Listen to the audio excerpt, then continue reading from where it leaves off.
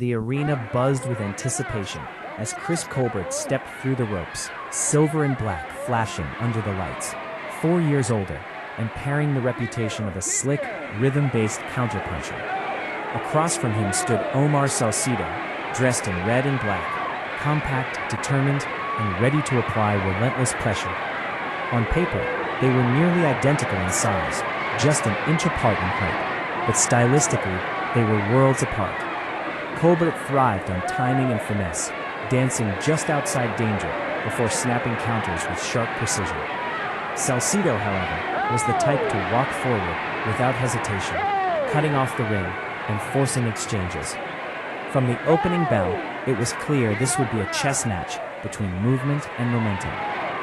Colbert tried to establish his rhythm early, flicking jabs and circling smoothly, while Salcido stalked him patiently, inch by inch, measuring distance and looking to turn the ring into a trap. The tension was immediate, and every feint, every half-step carried weight, as both fighters tested reactions and searched for early control in a fight that promised escalating intensity. As the rounds progressed, Salcido's pressure began to shape the narrative. He wasn't reckless, he was calculated, edging forward behind a persistent jab, digging to the body whenever Colbert lingered too long near the ropes. Colbert showed flashes of brilliance, slipping punches by inches and firing quick 2- and 3-shot combinations in response. When he stayed in the center of the ring, his slickness shined. But whenever his back brushed the ropes, the dynamic shifted dramatically. Salcido's bodywork started to thud with purpose, each hook to the ribs echoing with long-term intent. Colbert's counters were sharp, but sporadic. Salcido's offense was steady and grinding. The Mexican fighter's heavy feet carried constant menace, and even when shots missed, the pressure alone forced Colbert to expend energy, escaping tight spaces. It became less about single clean punches and more about cumulative effect. By the middle rounds, you could sense a change.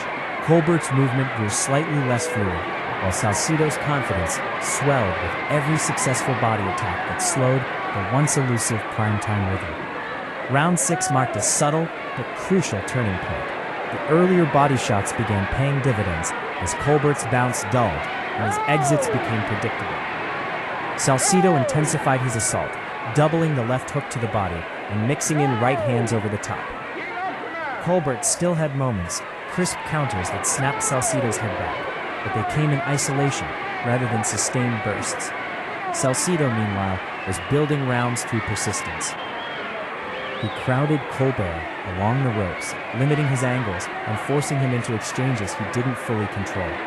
The commentary buzzed about conditioning and pressure, and it showed. Salcido's punch output, especially downstairs, was beginning to sap Colbert's sharpness.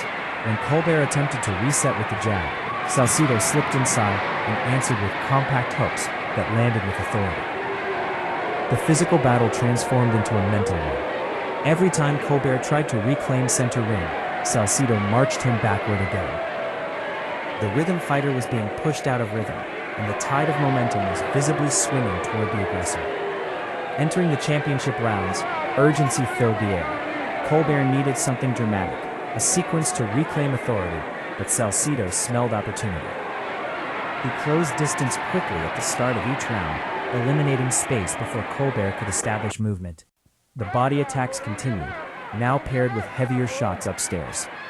Exchanges grew more heated, with both men trading left hooks in tense moments that electrified the crowd. Yet even in those exchanges, Salcido seemed to carry the stronger finishing touches. Colbert's slick defense still produced misses, but he wasn't making Salcido pay enough for the risks. The accumulation of pressure had chipped away at his confidence and stamina. Salcido's consistency became the defining factor. He didn't need every punch to land clean. He needed enough to keep Colbert reacting instead of initiating. As the 8th round closed, the sense was undeniable. The momentum belonged firmly to the man in red and black, and Colbert's corner faced a difficult reality heading into the 9th. The 9th round began with tension thick in the arena. Salcido immediately resumed his forward march, backing Colbert toward the ropes once more. Colbert attempted to fire back, but the snap had diminished, and the bodywork's impact was evident in his posture and pace. Salcido unleashed another determined sequence, hooks downstairs, a right hand upstairs, forcing Colbert into survival mode. The crowd roared as the pressure mounted, and suddenly the fight reached its climax.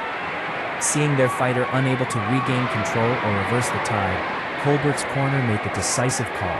The towel flew into the ring at 1:02 of round 9. It was over. By technical knockout, Omar Salcido had completed a dramatic takeover, weathering early slickness, imposing relentless pressure, and breaking down a skilled counterpuncher through grit and sustained body work. It was a performance defined not by flash, but by determination, discipline, and the unstoppable force of